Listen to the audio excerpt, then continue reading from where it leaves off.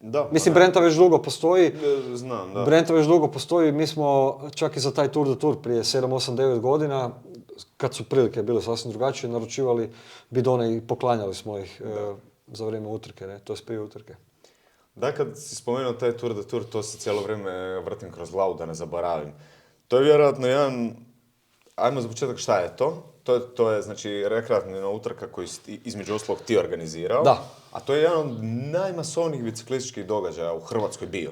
Da, naš Zake je bio. I dan danas to, nek me isprave ljudi u komentarima, ali sumnjam da je to iko nadmašio. I jedne godine si imao preko 1000 ljudi. Soma 200, da. 1200 Sjećam ljudi, se, da. te godine, ne znam koja je to godina bila, 17, 18, nije 18. Nemam pojma. Uglavnom, sjećam se jedne snimke, Hotel Ruža preko puta, start, 9 minuta su ljudi izlazili, ono. Strašno. 9 minuta su ljudi izlazili.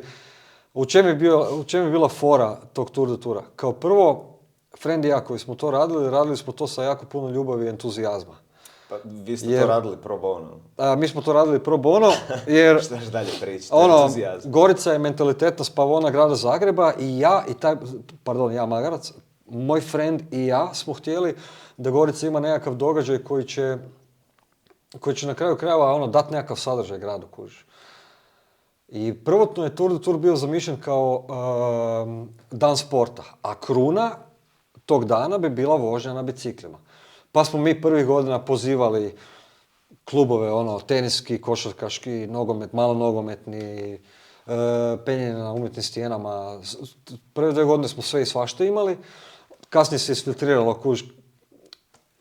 jednostavno se isfiltrira u kojem smjeru stvari idu. Zaka je bio tako uspješan, zato jer smo kao prvo on i ja jako puno energije, pozitivne energije dali u to. Ljudi koji su nam kasnije, kak se dan utrke približavao, pomagali isto, tu našu energiju su povukli pa su vrlo živahno nam pomagali.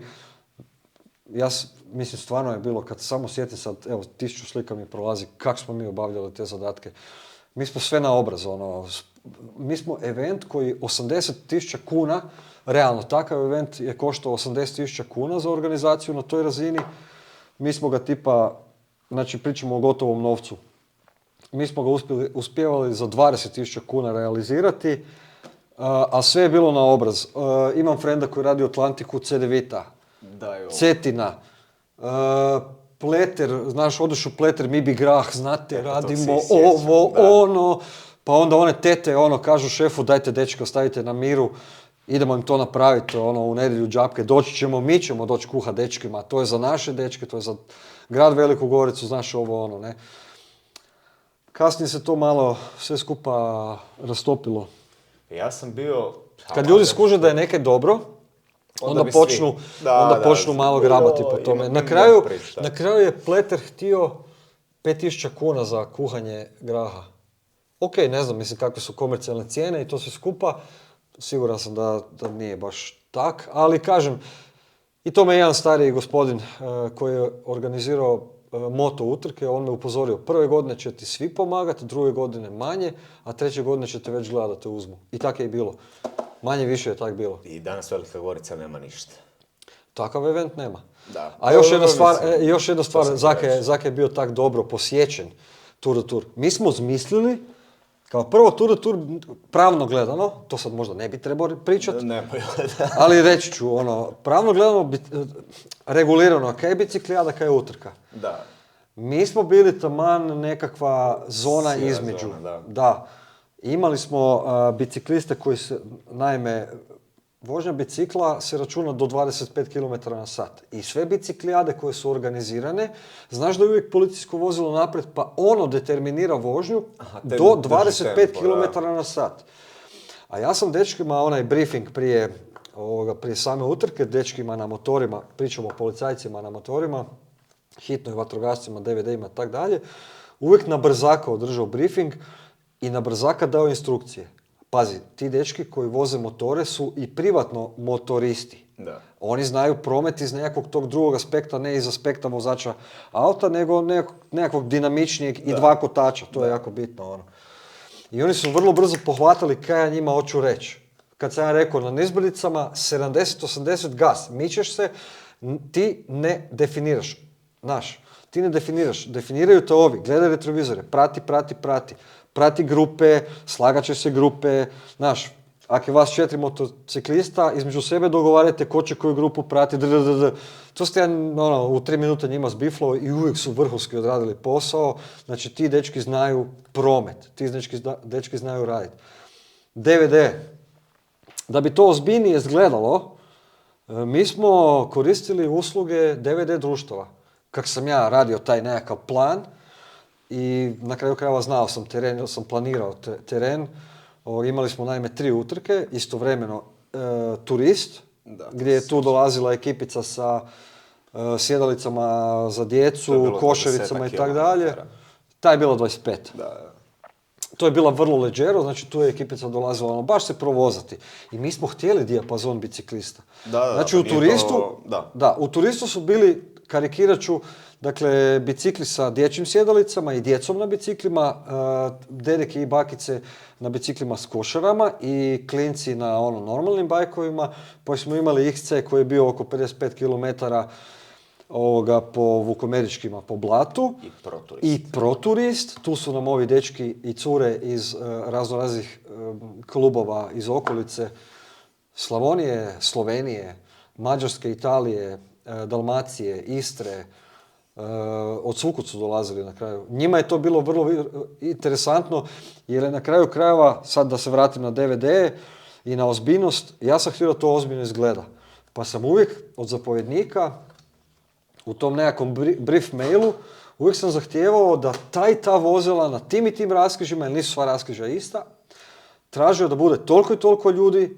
Mislim, kažem, ja sam promet iz više aspekata prošao, i trkanje, i kamioni, i bicikl, i ovo i ono, i prometna škola, i praksa i tako dalje. Znao sam i prometnu psihologiju znam jako dobro, to svi mi mislimo, pa tako i ja. Kužim gdje leže opasnosti, pa sam tak postavljao vozila sa rotacijama i tako dalje. Još dan danas meni ljudi znaju reći da je to izgledalo vrhunski. Ja sam bio došao samo jednom, 2018. mislim. Da. Zadnja, predzadnja godina. Da. I to je najmasovnije, tu nije bilo nikakvog incidenta, nikakvih gluposti.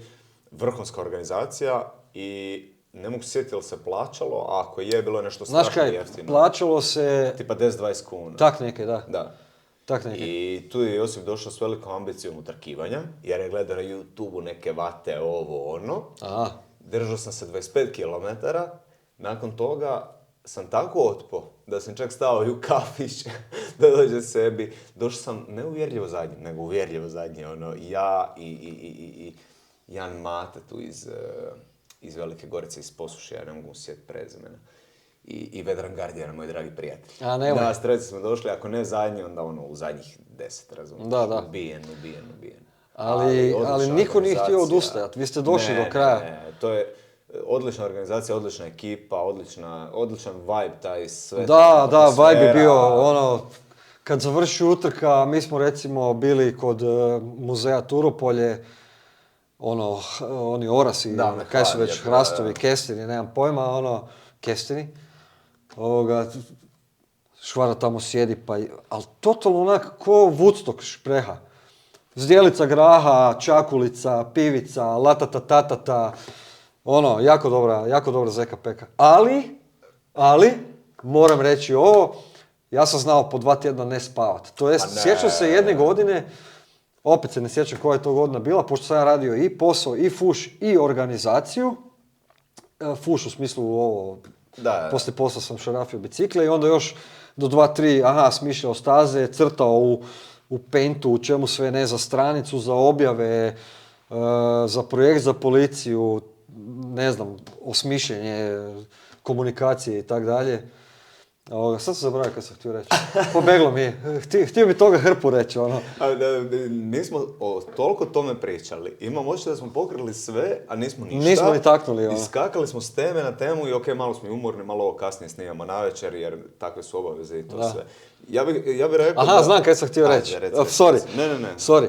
Znači, ovo je bio ozbiljan posao, čovječe. I sjećam se da sam jedne godine, točno znam, jer sam pratio, ja sam u 2 tjedna prije utrke spavao ukupno 20 sati. Znači radiš 2 posla plus taj 3. posao, radiš. Na kraju krajeva pomažeš i drugima, pomažeš sebi. Ja sam htio da meni bude lijepo, pa sam se tak nečega uhvatio, kužiš. Meni je to bila špica kad dođe soma ljudi, svi su dobre volje, sve je super, taj dan je preljep, nije mi bilo teško, kužiš. Vidim ja da su to bile lijepe i dobre namjere, da si ti to radio baš za ekipu, za društvo u cjelini, jer ti se s tim meni nisi uopće hvalio, recimo, kad smo se upoznali. I to ti je slučajno jednom izletilo. I tamo se nije, bar meni, tamo nije uopće bilo jasno ko je to organizator. Kao, nisi ti tu paradirao, kao ja sam taj. Da. I ja mogu reći samo da organizirao sam neke bike događaje, organizirao sam dosta nekih stvari koje nisu u biciklizmu, ali su nekim drugim sportovima, događaje i tako dalje. Bio sam na 2 najmasovnija, najveća, najbolja biciklistička događaja, oba su bila u Velikoj Gorici i njenoj okolici. Tour de Tour i Čubrin brevet. Aha, da. Čubrica i njegov brevet, da. Nadam se da će taj čovjek htjeti sjest ovako i popričati, jer to je isto jako zanimljiv i dobar čovjek. Tako. Da, od njega bi mogao svašta čuti dobroga i lijepoga. On je lik koji taj kad uđe u srž materije. Da, on je... To je probijanje na najjače. Ozbiljno. Sjećam se tog breveta. 264 ljudi u gradićima. Da, znaš koji je bio moj zadatak tamo? Rekord. Znaš koji je bio ja sam dio ekipe. Da, pa vi Čubrine, smo svi radili, da. Da. Čubre i dečki su tamo radili za stolom, a kako sam ja opet vezan uz taj promet, znaš, trebalo je parkirati 200 i nešto autiju, a da svi mogu van u različita vremena. Znači, ja se sad sjećam, kad vrtim film, solo sam parkiravao tih 200 vozila kad je došlo. Sjećam se poglede ljudi na moje instrukcije. Kratke, jasne, brze, ali tebi treba da pohvataš. Ti si sad došao, možda si se zekao sa ekipom u autu na putu do breveta i sad ti neko se zlaje na tebe, tam si sparkiraj brzo ovo, treba ostaviti mjesta za ovoga, tu se smijemo do ove linije, tu se ne smijemo, Uglavnom kasnije kad su ljudi rekli da je dobro, da je odlično organizirano, ja sam bio malo ponosan na sebe, jer sam za svih 200 autiju tak sparkirao, da su svi mogli van bez naguravanja, bez čekanja, bez, svi su bili independent, neovisni. Pa, mi smo dio tog breveta vozili skupa. I da, ko ti i ja? Da, ti si vozio s Čubrom, bio je i Dinko, bilo je tu... Da. Masa ekipe. Pa naša grupa je imala jedno 40 ljudi. Da, nismo cijelo vrijeme bili skupa, ali jedan lijepi dio smo se podružili. Prije Gline smo mi bili skupa, ja bih. Mislim da da. I tu sam otpo iza Čubre na nizbrdici. Čovjek me dropao na nekim hupserima nizbrdo, to se nikom nije desilo osim meni, ali ne veze. Odličan event, jako mi je žao zašto se on to više ne radi, a genijalan je za to. Jako mi je žao što ti ne radiš više Tour de Tour, jer kažem, bio sam na nekim Grand Fondovima, neke sam ja radio, ovo je tu, a ovo sve je čas svakom. Kaj si rekao, kad će se ovo emitirati 1.5. ili tak nešto? Pa neka ideja je, da. Da, onda možda mogu sad reći da je Tour de Tour možda već i prošao ove godine, ako gledate 1.5. Zato što već smo kontaktirali, naime, ekipa koja tu radi dobre stvari u Gorici, koji su, hajmo reći, nekakav pravni slijednik Tour de Toura. Dobro, da. Glupo sam se sad izrazio, ali da razumiješ što pričam. Kužim šta hoćeš reći, neko to radi, da. Dosta su me nacimavali su me godinama, ajde Sale, ti si ta komponenta koja fali, i odlučio sam prihvatiti taj zadatak, tako da ću opet raditi isto što sam radio i prije, samo ovaj put nas neće biti 2, nek će nas biti 6, 7, kužiš. Ajde, nećemo o tome sad, doćemo tamo i snimiti to sve lijepo i ako ti trebaš na marketing, to ćemo sve riješiti. Bili smo tamo. Da, bilo je jebeno.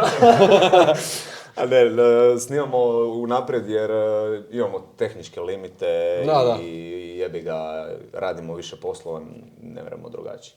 Tako da, ali u budućnosti je cilj da ovo ide live, tako da će onda biti relativno dobro. Ne znam što sam htio reći. Da.